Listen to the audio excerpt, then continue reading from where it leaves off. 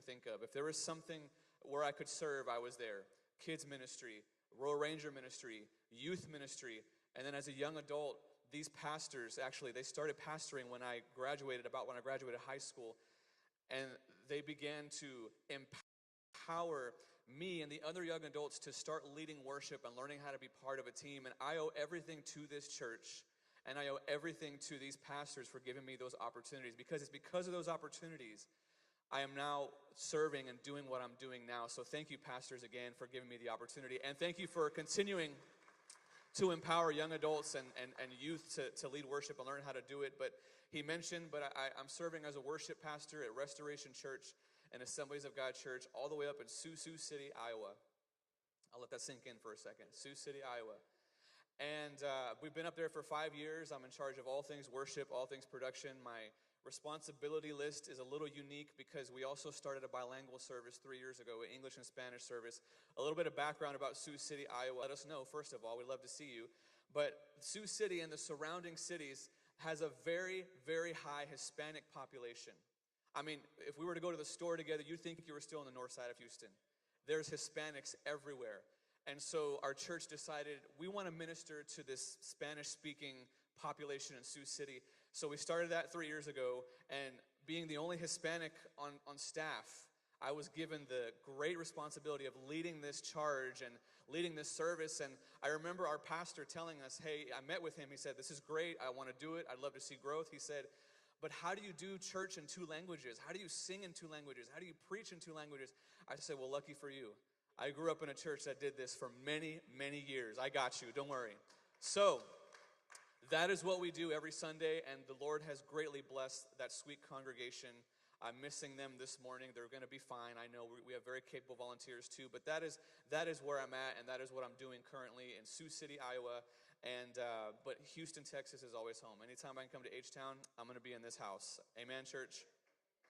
Well, this morning, I wanted to speak on a topic that is near and dear to my heart as a worship pastor, as a lifelong musician, as a lifelong worshiper.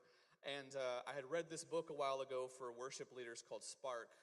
Write that down. It's great for worship teams. It's really great. Called Spark by Jeff Dio. Wonderful read.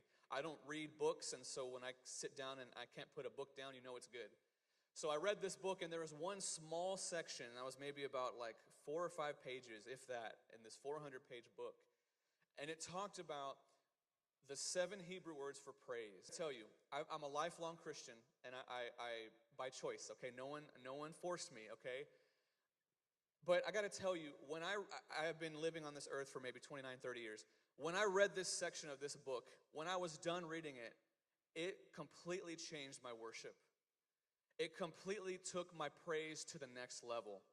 And my prayer this morning is that this does the same for Tab Church as well. For both your personal worship, personal praise, and your corporate worship or corporate praise. So this morning, we're going to talk about the 7 Hebrew words for praise. How many of you know that our praise can be a weapon against the enemy? Who believes that? Come on. I want you to know that when you accept Jesus and you say, yes, Lord, live in my heart, forgive me of my sins, all of us, no matter if we did it 20 years ago, 5 years ago, if you did it last Sunday, we're given a spiritual toolbox of spiritual tools. And there's a lot of tools that we all know about. A lot of us know about prayer, and prayer is very powerful. A lot of us know about fasting. Fasting is very, very powerful. Fasting is very effective. We learn about it all the time. I'm pretty sure we start the year every year with the 21 days of fasting.